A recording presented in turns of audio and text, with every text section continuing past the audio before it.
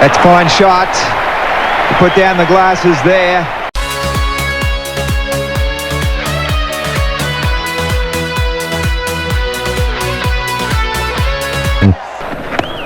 And that's a good shot.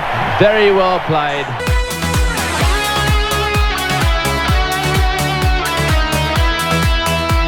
इस video clip में नजर आने वाले क्रिकेटर कासिम उमर थे, जिनके बारे में जावेद मियादाद ने ये कहा था कि अगर दुनिया में उन्होंने अपने आप से कोई ज्यादा स्पीड स्मार्ट क्रिकेटर देखा है तो वो कासिम उमर थे। इन्हीं कासिम उमर के बारे में सर विवियन रिचर्ड्स ने ये कहा था कि दुनिया भर में पिछले एक डेकेड का अगर कोई सबसे ज्यादा स्टाइलिश क्रिकेटर उन्होंने देखा है तो वो कासिम उमर है, और उन्हें कासिम उमर में एक कैरिबियन टच नजर आता है। मगर इसी कासिम उमर का करियर एक खुदकश हमले की वजह से अपने वक्त से बहुत पहले खत्म हो गया। इस खुदकश हमले की कहानी क्या है, ये खुदकश हमला था क्या, ये क्यों किया गया, किस पर किया गया, ये तनाजा शुरू कहां से हुआ और कब ये एक पर्सनल तनाजे में कन्वर्ट हो गया, और इस पर्सनल तनाजे में जनरल जियाउल हक को क्यों कूदना पड़ा, इसकी दिलचस्प कहानी शुरू होती है अफ्रीका के मुल्क कीनिया से, जहां कासिम उमर की पैदाइश 1957 में हुई। अभी 4 साल के थे कि उनके वालिद की डेथ हो गई। उसके बाद उनके दादा उन्हें पाकिस्तान ले आए, कराची ले आए। कराची में नॉर्थ नाजमाबाद में आके वो रहाइश पजीर हुए, और शायद यही वो जगह थी जहां पे उन्होंने वो स्ट्रीट स्मार्टनेस सीखी जिसके बारे में जावेद मियादाद ने कहा था कि उनसे ज्यादा स्ट्रीट स्मार्ट क्रिकेटर उन्होंने अपनी लाइफ में कभी नहीं देखा।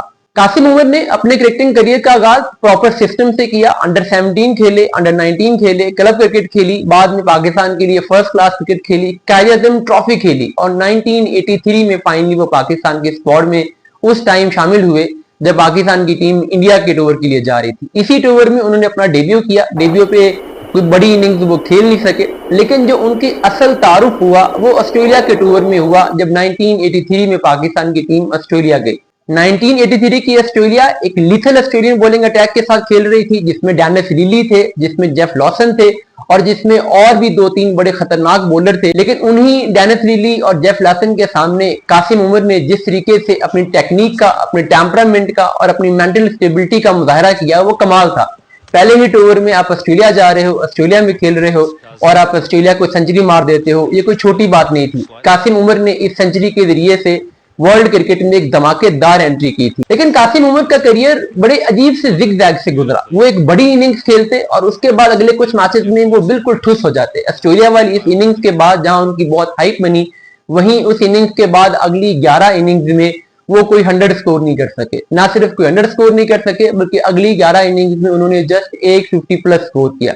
लेकिन कप्तान इमरान खान को चूंकि उनमें स्पार्क नजर आता था, उनकी टेक्निक, उनका टेम्परामेंट, उनकी स्किल्स, इसलिए उन्होंने इन मुसलसल 11 इनिंग्स में फेलियर के बावजूद कासिम उमर को ड्रॉप नहीं किया। लेकिन फिर 1984 में जब टीम इंडिया पाकिस्तान के टूर पे थी, फैसलाबाद टेस्ट मैच में कासिम उमर ने डबल 100 स्कोर करके दोबारा से इंटरनेशनल क्रिकेट में अपने स्टेचर के साथ वापसी की, और दोबारा से हर तरफ कासिम उमर होने लगा। इस डबल 100 से कासिम उमर को जो लाइमलाइट मिली वो जल्द ही खत्म होने वाली थी, क्योंकि जैसे कि मैंने पहले कहा कि कासिम उमर का करियर अजीब से जिग-जैग से गुजर रहा था। एक बड़ी इनिंग्स के बाद एक लंबी खामोशी, इस डबल 100 के बाद दोबारा एक लंबी खामोशी आई।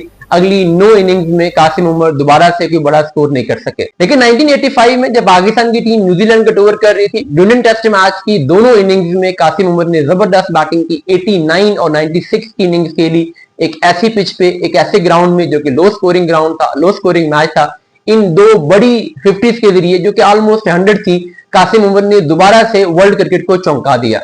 ना सिर्फ ड्यूरेंट टेस्ट मैच की दोनों इनिंग्स में बड़ी 50 स्कोर की, बल्कि उसके बाद अगली ही सीरीज में अगेंस्ट श्रीलंका उन्होंने अपने करियर की दूसरी डबल 100 स्कोर की। लेकिन इस डबल 100 के बाद अगली 11 इनिंग्स में कासिम उमर दोबारा सिर्फ एक ही 50 स्कोर कर सके, उनकी कोई 100 नहीं आ सकी। लेकिन जहां कासिम उमर का करियर एक तरफ जिग-जैग चल रहा था, एक वो बड़ी इनिंग्स खेलते थे, उसके बाद एक खामोशी आती थी, कुछ इनिंग्स में बिल्कुल फेल हो जाते थे, वहीं पर उनके साथ कंट्रोवर्सीज ने भी जन्म लेना शुरू किया। कासिम उमर ने 1986 में जब पाकिस्तान की टीम ऑस्ट्रेलिया के टूर पे थी, बेंसन एंड हैजेस सीरीज हो रही थी, वहां पे ओडीआई सीरीज के एक मैच में अगेंस्ट वेस्ट इंडीज में बैटिंग कर रहे थे, जिस मैच की हाइलाइट्स आपको शुरू में मैंने दिखाई, जब मैल्कम मार्शल ने उन्हें जबरदस्त बाउंसर्स किए, स्ट्रीट स्मार्ट कासिम उमर ने उनको डक किया और उसके बाद उन्होंने क्या एलिगेंट शॉट्स खेली। उस मैच के बाद पाकिस्तान का अगला मैच अगेंस्ट ऑस्ट्रेलिया था। ऑस्ट्रेलिया के अगेंस्ट जब पाकिस्तान ने पहले फील्डिंग की तो ऑस्ट्रेलिया ने पाकिस्तान को 274 का टारगेट दिया। कासिम उमर जब बैटिंग करने आए तो उन्होंने बहुत ही एलिगेंट शॉट्स खेली। उन्होंने 10 चौकों की मदद से अपनी 50 मुकम्मल की। एक तरफ विकेटें गिर रही थी, दूसरी तरफ कासिम उमर क्रीज पे थे, वो लाजवाब इनिंग्स खेल रहे थे। पाकिस्तान के 94 पे 4 खिलाड़ी आउट हो चुके थे। कप्तान इमरान खान बैटिंग करने के लिए आते हैं और साथ कासिम उमर है। यहीं पर उस तनाज़े की इब्तिदा हुई जिसने आगे चल के कासिम उमर को खुद का हमला करने पर मजबूर किया और जहां से कासिम उमर का करियर खत्म हो गया। कासिम उमर जबरदस्त इनिंग्स खेल रहे थे। स्टीव वॉ बॉलिंग करने के लिए आए। इमरान खान कासिम उमर को बार बार ये बात कर रहे थे कि उन्हें बैकफुट पे खेलना चाहिए। उन्हें स्टीव वॉ की चूंकि एक्स्ट्रा बाउंस है, उनकी हाइट है, और अगर वो उनको फ्रंट फुट पे आएंगे तो वो उनको खेल नहीं पाएंगे। कासिम उमर ने इमरान खान की इस नसीहत पे अमल नहीं किया। एक शॉर्ट पिच बॉल को जो कि स्टीव वॉ की गुड लेंथ से बॉल ने एक्स्ट्रा बाउंस लिया, कासिम उमर फ्रंट फुट पे खेलने गए, बल्ले का टॉप एज लगा और एक्स्ट्रा कवर पे, शॉर्ट कवर पे कासिम उमर ने अपनी विकेट थ्रो कर दी। वहीं पर ग्राउंड के अंदर ही इमरान खान कासिम उमर पे गुस्से हुए और उन्होंने उनके लिए एक सेंटेंस बोला, you are not further welcome in Pakistan team, जिसका मतलब था आज के बाद आप पाकिस्तान टीम के लिए नहीं खेलोगे। उसके बाद इस सीरीज के बाद कासिम उमर को पाकिस्तान टीम से ड्रॉप कर दिया गया। जब कासिम उमर को पाकिस्तान टीम से ड्रॉप किया गया तो कासिम उमर ने मीडिया का सहारा लिया। उन्होंने कप्तान इमरान खान पे इल्जामात लगाए, घटिया इल्जामात लगाए कि वो अपनी परफॉर्मेंस को इंप्रूव करने के लिए ड्रग्स लेते हैं। न सिर्फ इमरान खान पर बल्कि वसीम अकरम पर, अब्दुल कादिर पर और कई और पाकिस्तानी क्रिकेटर्स पर भी उन्होंने इसी तरह के एलिगेशन लगाए। न सिर्फ ड्रग्स यूज करने के एलिगेशन बल्कि ये भी कहा कि ये ड्रग्स की स्मगलिंग करते हैं, ये अपनी क्रिकेटिंग किट्स में ड्रग्स छुपाकर उन्हें दुनिया के डिफरेंट कंट्रीज में एक्सपोर्ट करते हैं। इन एलिगेशन के बाद पाकिस्तान क्रिकेट बोर्ड ने एक्शन लिया और कासिम उमर पर 7 साल की पाबंदी लगा दी गई। कासिम उमर को जब एहसास हुआ कि ये हमला एक्चुअली में इमरान खान पर नहीं बल्कि खुद कासिम उमर पर एक खुदकश हमला था, तो उन्होंने पाकिस्तान क्रिकेट बोर्ड से माफी मांग ली, तहरीरी माफी मांग ली। लेकिन पाकिस्तान क्रिकेट बोर्ड ने पाबंदी हटाने से इनकार कर दिया। कासिम उमर से यह कहा गया कि हमें जनरल जियाउल हक की तरफ से हुक्म है कि आप पर बैन किया जाए, हम ये पाबंदी नहीं उठा सकते। सिर्फ एक तरीका है कि आप कप्तान इमरान खान से मिलो, उनसे माफी मांगो, अगर वो आपको माफ कर देते हैं तो आप पर बैन खत्म हो सकता है।